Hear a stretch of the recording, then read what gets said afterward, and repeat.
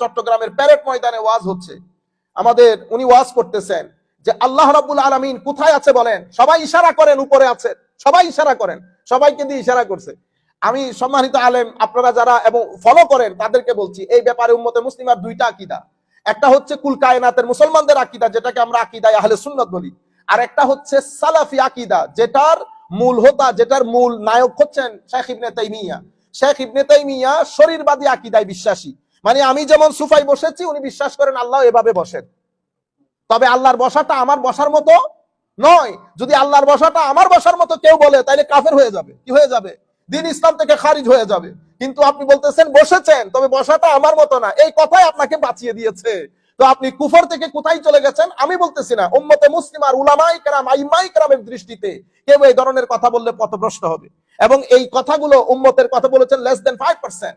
এখন আপনি যদি বরাত মজলিসে বলেন আল্লাহকে ইশারা করতে আল্লাহ উপরে আছে, তো লাইসা কামিসলিহি শাই ওয়া হুয়াস সামিউল বাসীর।